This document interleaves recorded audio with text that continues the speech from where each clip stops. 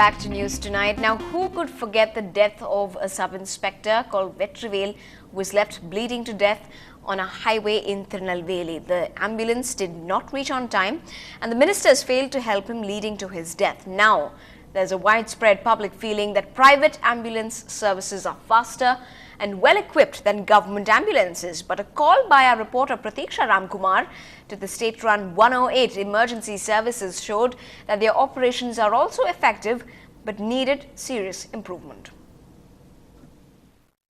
It's 7:15 on the clock and I am going to dial the emergency ambulance number now, 108. Let's see what they have to say.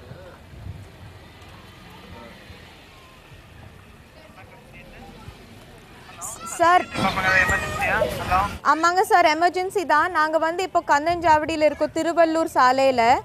கந்தன்ஜாவடியா? ஆமாங்க. கந்தன்ஜாவடி திருவள்ளூர் சாலையா? ஆமாங்க. சொல்லுங்க madam, என்ன ஆச்சு? எங்கள் பக்கத்தில் இப்போ ஒரு ஆக்சிடென்ட் விக்டம் படுத்து கிடக்குறாங்க ஒரு பைக்கு கிட்ட. பைக் ஆக்சிடென்ட்டா? ஆமாங்க, காலில் ரொம்ப அடி, பிளட் எல்லாம் இருக்குது. கொஞ்சம் பேர் கேதர் பண்ணியிருக்காங்க, ஆனால் ஒன்றும் ஹெல்ப் பண்ணல இது வரைக்கும். அது கண்டிப்பாக நம்ம இன்ஃபார்ம் பண்ணிடலாம். நான் கேட்குற தகவல் மட்டும் சொல்கிறேன். எத்தனை பேருக்கு அடிபட்டிருக்காங்க? ஒரே ஒரு பையனுக்கு தாங்க. ஒரு ஆளுக்கு அடிபட்டிருக்கா? ஆமாங்க. சரி, அது என்ன டிஸ்ட்ரிக்ட் மேம் வரும்? இது வந்து பெருங்குடியில், சென்னையில் பெருங்குடியில். சென்னையில் பெருங்குடி அந்த ஏரியா பேரு? ஆமாங்க. கந்தன்ஜாவடியா? ஆமாங்க. சரி, அந்த லேண்ட்மார்க் ஏதாவது இருக்கா? லேண்ட்மார்க் வந்து இது நிறைய ஐடி கம்பெனிஸ் இருக்குங்க. அடிப்பட்ட இடத்து பக்கத்தில் என்ன இருக்கு? இது வந்து ஒரு சின்ன தெருங்க, ஒரு ஸ்லம் பக்கத்தில் இருக்குது. இது வந்து சிடிஎஸ் அந்த மாதிரி ஐடி ஆஃபீஸஸ் கிட்ட இருக்கு. ஐடி ஆஃபீஸ் பக்கத்துலயா? ஆமாங்க. உங்க பேரு? ஆர்த்திங்க. ஆர்த்தி, இப்போ நீங்க கால் பண்ணிருக்கீங்க, அந்த நம்பருக்கு உங்களை கான்டாக்ட் பண்ணா தகவல் சொல்லுவீங்களா? இதானே உங்க நம்பர்? ஆமாங்க. சரி, அப்படியே லைன்ல இருங்க மேம், ஆம்புலன்ஸ் இப்போ கனெக்ட் பண்றேன். சரிங்க. Hello madam. சொல்லுங்க. வண்டி உங்களுக்கு சோழிங்கல்ல இருந்து வரணும் மேடம் உங்களுக்கு. ஓகே. கந்தன்ஜாவடி வரது ஒரு half an hour வெயிட் பண்றீங்களா? Wait பண்றோங்க.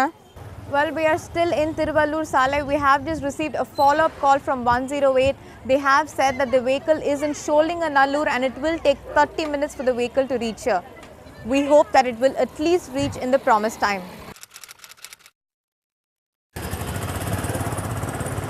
It is 7:46 on the clock and as you can see, the ambulance is here.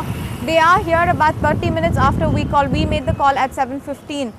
And they have been here in the promised time, but it is still not soon enough. This 30 minutes could have actually killed a person suffering from a serious heart attack or even a brain aneurysm.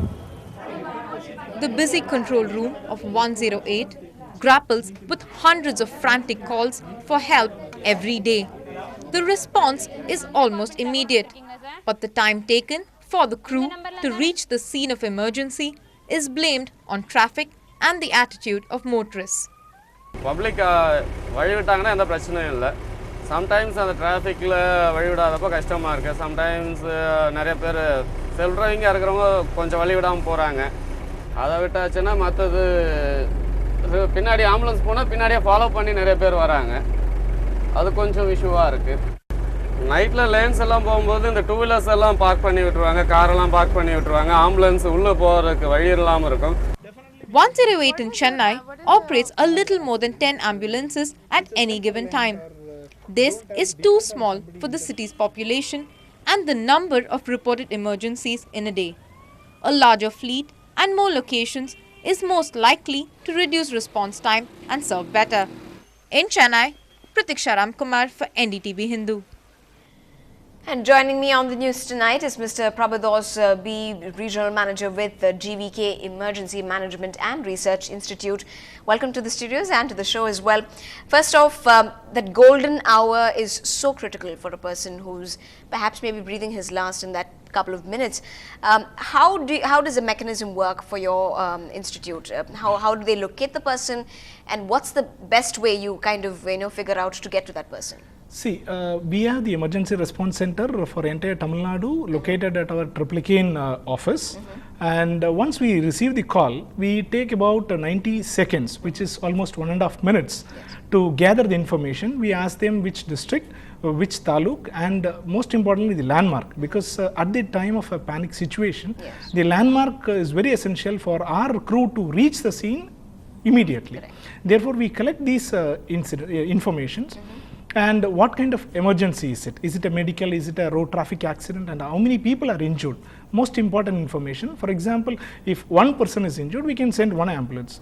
For example, it's a bus accident which requires 25 victims to be saved, then one ambulance may not be sufficient. So we ask them how many people are injured, and once we collect these informations, then it is passed on to the dispatch officer at our control room, and they pass on the information to the ambulance, which they locate to the nearest scene.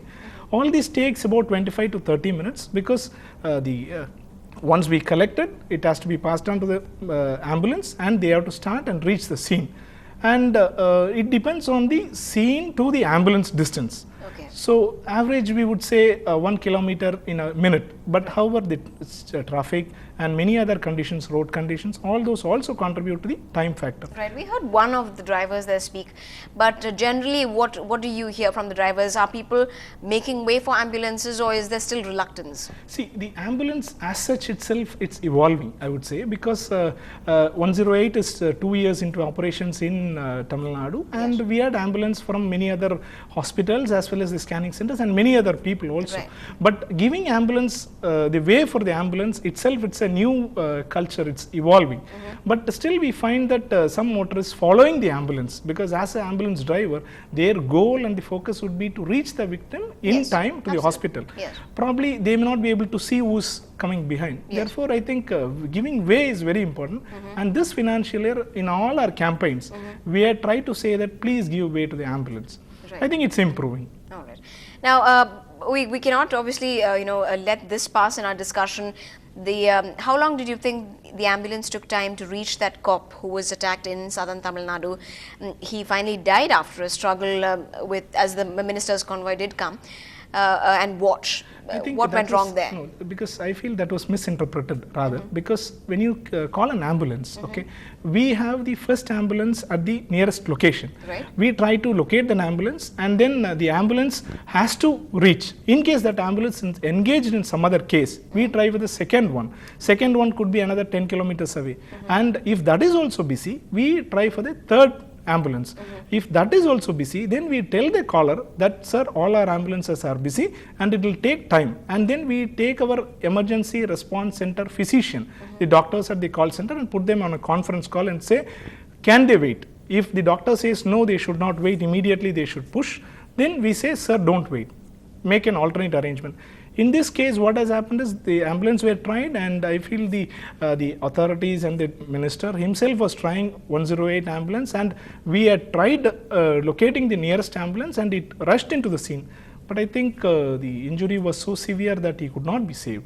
Right, it was very unfortunate But however, in fact, happening sorry there. to interfere, in fact, that case also, we had tried ambulance, we took the ambulance to the nearest hospital and tried to save him, but the bleeding was too heavy. Yes, very unfortunate end Yes, there, but clearly a huge challenge to you as well with the kind of number of vehicles we have on our roads. But let's hope the attitude of people really change. I think it has gradually changed, but we need more of that to happen for your job as well. Thanks once again for joining us on the show tonight. Thank you so much. Well, shifting our focus to some sports news now, it's the big game in our own backyard at the SDAT Stadium in Nungambakkam. Ranked 6th in the world, Thomas Berdych just got thrashed by Stanislas Wawrinka in straight sets, 6-3, 6-1. That's the big news, and it kind of changes everything in the tournament for now.